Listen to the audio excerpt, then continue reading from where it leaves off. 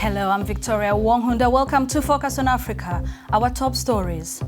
As the world edges closer to 2 million confirmed coronavirus cases, we speak to the South Africans battling infection and the stigma that comes with it. They called police on me saying they feel unsafe that I might spread the virus. How? When I'm inside my thick walls. Ebola rears its head again in the DR Congo. 2 people have died of the disease there since Friday. We will get the latest from the World Health Organization. And with so many African economies propped by the informal sector, we ask if the financial safety nets being set up by governments across the continent will be big enough to catch everyone.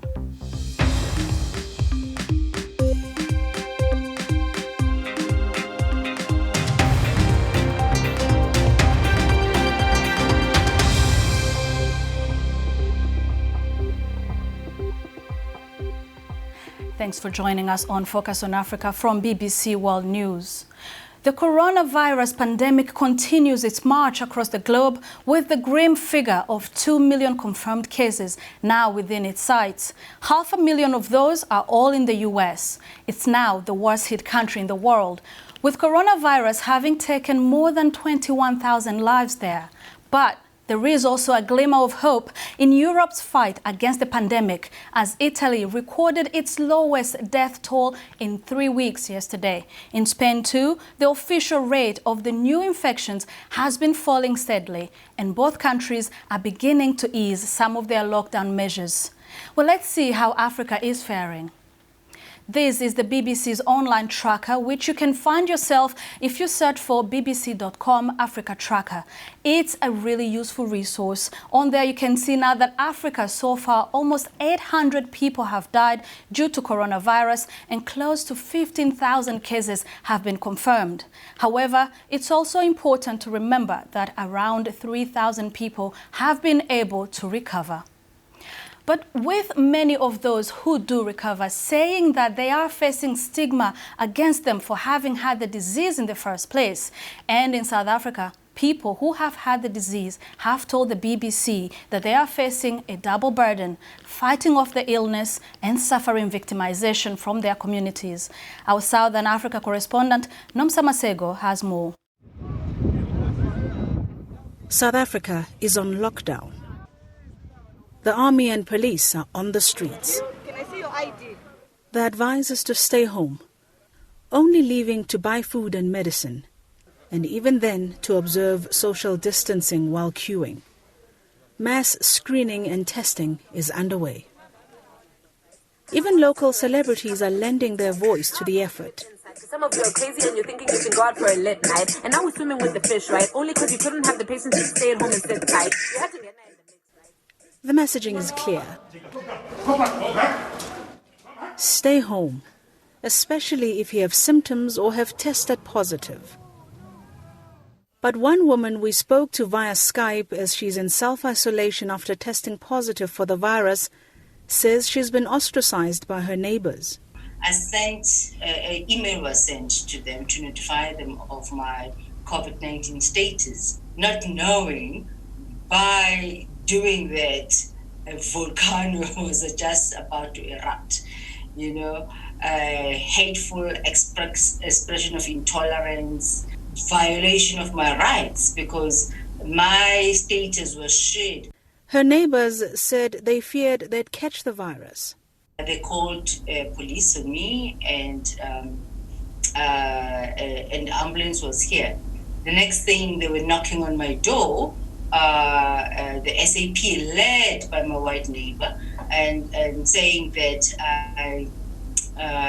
they feel unsafe. They feel unsafe that I might spread the virus. How? When I'm inside my thick walls. Stigma has cut through suburbia and the country's townships. In Khayelitsha, the first township to report a case, a WhatsApp voice note from a patient's mother says her daughter also experienced stigma after testing positive. The community isn't being understanding.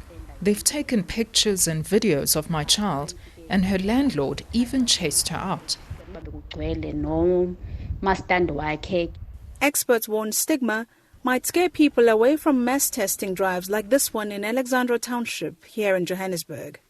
If people fear stigma more than the virus, then it means it then becomes a barrier that they won't go ahead and go for testing.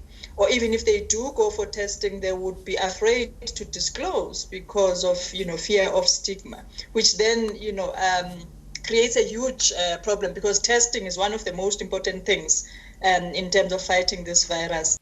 After experiencing victimization from her neighbors, this woman has a plea for South Africans. The people that are infected by COVID-19, they don't need further victimization.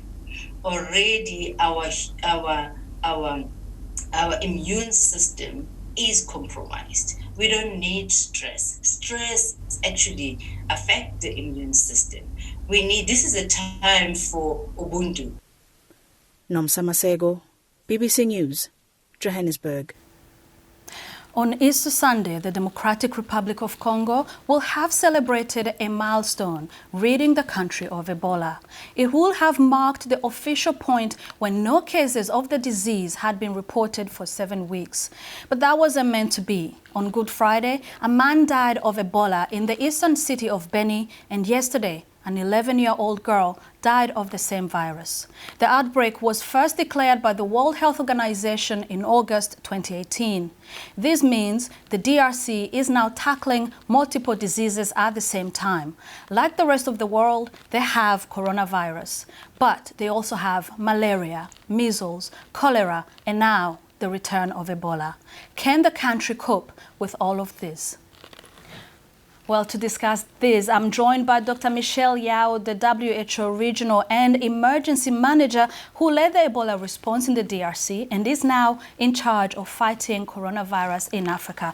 Dr. Yao, lovely to see you again on the program, and thanks for taking the time. Now, just days before Ebola could be declared over in the DRC, 2 people died amid the coronavirus pandemic. Does this complicate further the fight against coronavirus? It is because the resources that were to be reallocated from Ebola to COVID, we have to keep it, and we have to ensure that we go till the end of the control of this outbreak of Ebola. So now we have to compete on 2 fronts, COVID as well as Ebola, and the fear is that we may not have continue to have resources for Ebola, as most of the donors are also fighting COVID in their respective countries. You just mentioned there are all those challenges and lack of funds, and DRC has quite faced a lot of, and it's still, again, at the moment, they are facing quite a lot. What is happening to the funding, treatment to other health issues, such as the measles, malaria, Lassa fever, and so many others? Can you just elaborate on what these funds and the lack of it means? Due to this multiple crises that the country is facing, and all of them are at a big scale. The measles outbreak is one of the killed more than 6,000 children in most of the provinces across the country. So this is required some resources for vaccination, as well as improving treatment capacity with medicines to reduce this mortality. And to do so is require human resources that is not available everywhere, because it needs also some funding to recruit people that have been trained. It requires also medical supply that have to be made available to health workers in remote places where access is also a challenge. And in addition, we have in part of the country the security challenge that is not yet solved since many years, and that also impacts a proper, adequate response to any of this outbreak. And having this multiple outbreak, it also affects the services. It's difficult to build the system. We were about to close Ebola and hoping that we will strengthen the system at the eastern part of Congo. But now we still have to go, and the system did not have to recover from dealing with Ebola, and then you have also COVID. And it has been this recurrent since many years, and it's required strong solidarity and strong investment to actually interrupt this cycle and build a proper system that can detect and maybe manage most of this outbreak, and can also have an impact in terms of health of the children and mothers in this part of Africa. Thank you so very much, Dr. Michelle Yaweda from the WHO. Thank you for taking the time to come on to the program. Thank you very much. Now, Liberia is another country that knows all too well the battle against Ebola. Almost 5 years ago, the World Health Organization declared the country Ebola-free. Now, there is another health threat, COVID-19. With 50 confirmed cases and 5 deaths, the government is now trying to halt the spread of the disease. But over the weekend, frantic scenes in Monrovia painted a picture of unrest, with some residents saying they fear lockdown restrictions will do more harm than good. Tanya Dendrinos has this report. A scene of chaos in Monrovia. People running as police in riot gear storm through with truncheons. Confusion in a city of more than 1 million people, with many misled on social media, believing a curfew was in place rather than a lockdown.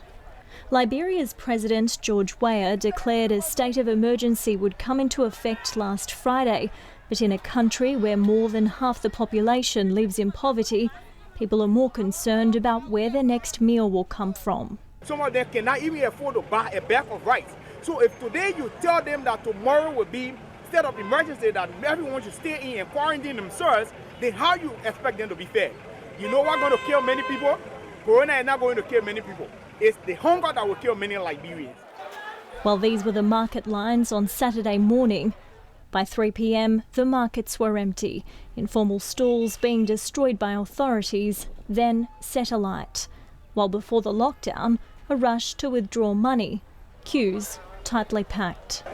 The hope is to avoid a situation as dire as the Ebola outbreak in 2014, where riots were sparked by residents lacking food and water. It's because of that we are putting into place all measures to ensure that there's not a reoccurrence of that situation.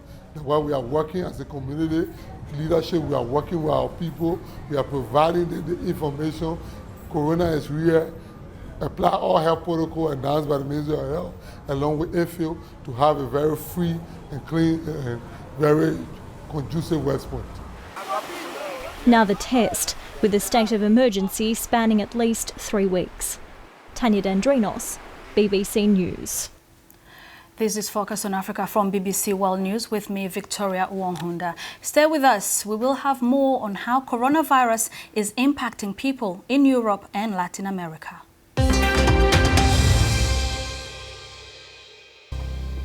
Welcome back to Focus on Africa. I'm Victoria Uwonghunda. We've seen the shocking images of mass burials in New York. Now, south of the border in Latin America, things aren't any better. Many families in Ecuador say they are still waiting to bury their loved ones who died from the coronavirus. The authorities in Guayaquil, this country's largest city, were overwhelmed by COVID-19 deaths and have picked up hundreds of bodies dumped on the streets in the last week and a half. So far, there have been 333 deaths, the second highest number in South America after Brazil. But the limited number of tests means that figure is probably much higher.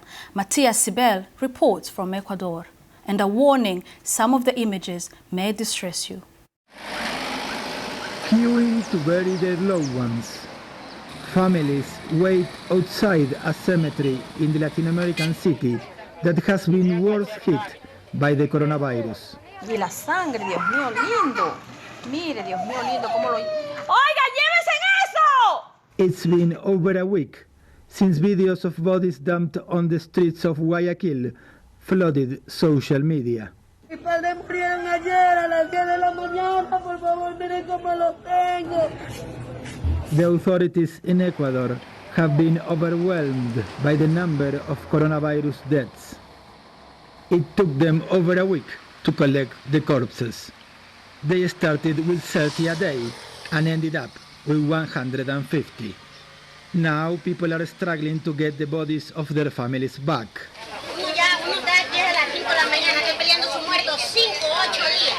Hay muertos allá al fondo, botados de 15, 20 días que ya la cara no se la conoce. Están reventados con gusano, con todo. Even if they find their relatives, the problem is giving them a proper burial. Guayaquil has run out of wooden coffins.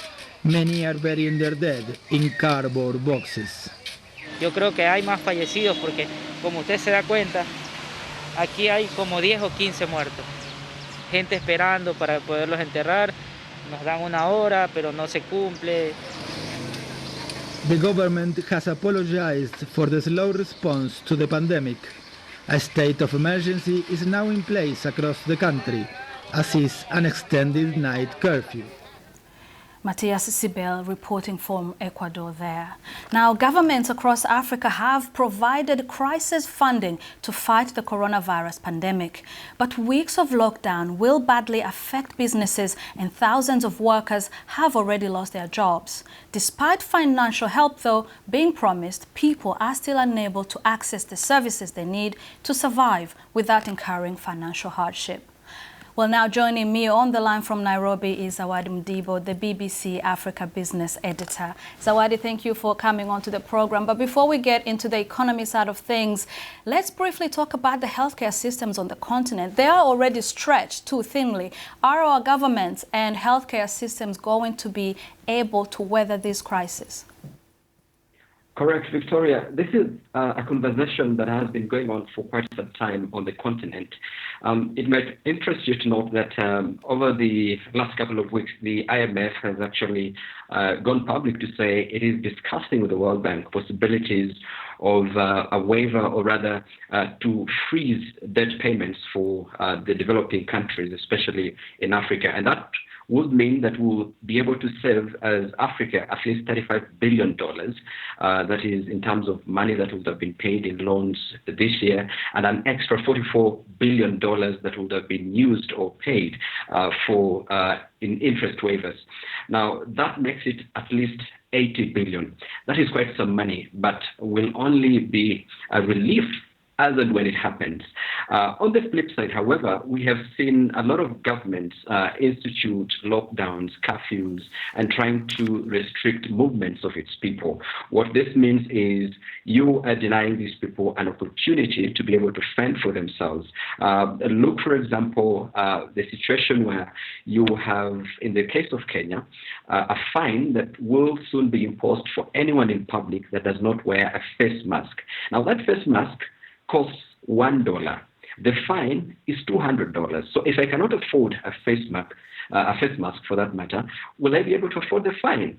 So it is really a dicey situation, and we are just looking to see how far governments can go in terms of alleviating the pain. We have seen some good news, like you mentioned. Just to mention, in the case of Kenya, the president and the deputy president took an 80% salary cut. They have proposed that the value-added tax be reduced from 16 to 14%. The taxes on employees, which is, in the case of Kenya, pay as you earn.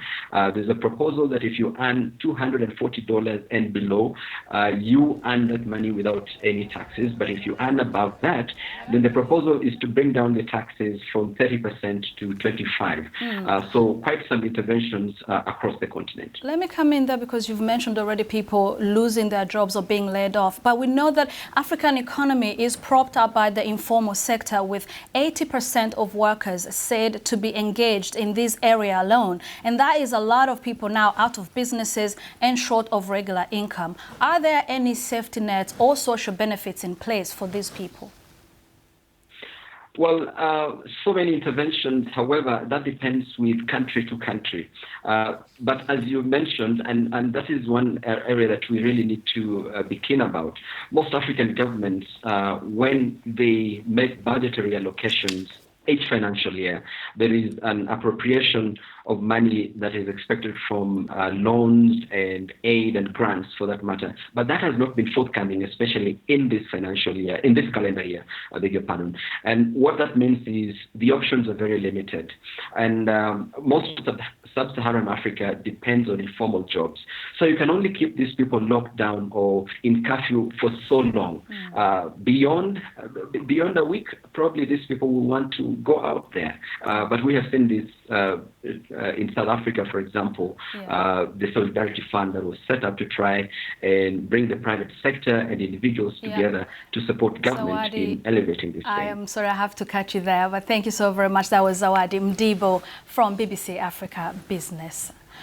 Now, Corona has affected us all, and as the crisis deepens, many charities have had to stop their work due to the coronavirus pandemic and reduce support for large numbers of vulnerable people. In Calais, in northern France, many migrants remain in makeshift camps, living in dire conditions, hoping to cross over to the UK. The BBC's Fargo Keane reports. They look like scenes from the world before the coronavirus. But we filmed these crowds nearly 3 weeks into the French government's lockdown. No social distance for the migrants of Calais. Bonjour, salutes, coffee, farm coffee. Try to wash your hands sometimes. No hot food either. A sandwich given by the state, the sole meal of the day for hundreds. This camp is on the edge of an industrial estate about a mile from Calais. It might as well be on another planet. We are sick people. And how difficult is it for you here? Too much difficult in here. There is no tent, there is no good food, there is no any drink water, no cloth, no shoe. Too much problem in the jungle. French volunteers help here every day. Have some pity, have some... You wouldn't do this to a dog, would you? So you're doing it to human beings who are fleeing the war. I'm ashamed. I can't sleep at night.